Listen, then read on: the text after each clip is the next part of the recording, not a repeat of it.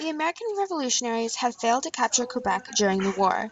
Quebec wouldn't join America. However, there were Nova Scotians who supported the revolution. Several minor battles were fought with the British, but were easily defeated. American pirateers raided British ships and caused great damage to Nova Scotia's economy. 1 in 5 Americans were in favor of the British rule. They were known as the Loyalists. These Loyalists were persecuted and their houses were burned by patriots. Once the Treaty of Paris had been signed, the Revolution ended. Many Loyalists had to leave their homes. They were offered land in Quebec, Nova Scotia, and Prince Edward Island by the British.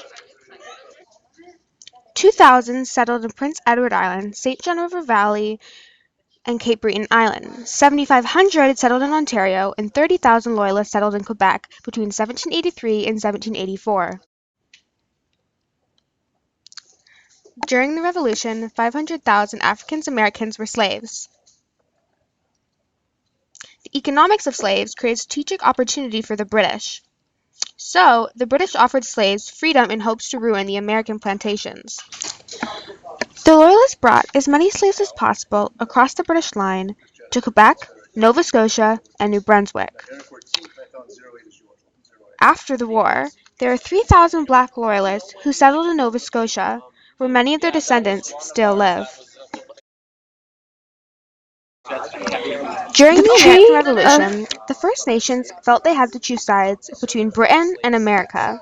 They couldn't stay out of conflict either because the Americans wanted their land. The Mohawk Nation had territories in the colony of New York. They are also part of the Haudenosaunee Confederacy. The First Nations had strong links to the British as well. Sir William Johnson was the British Superintendent of Indian Affairs. The Haudenosaunee Confederacy decided to keep a neutral position.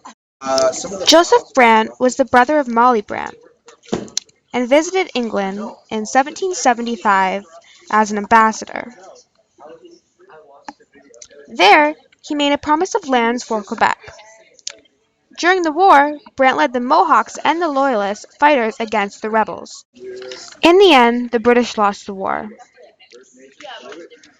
The Treaty of Paris negotiations ignored the First Nations, so the British government gave them lands along the Grand River in southern Ontario, where they settled in 1784.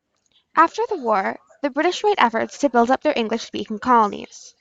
The British colonies were small, with little unity. French-speaking Canadians simply did not like the British rule. The Act, passed in 1791, divided Quebec into 2 colonies. Lower Canada would keep French culture, the Catholic religion, and French civil law, while Upper Canada would be English.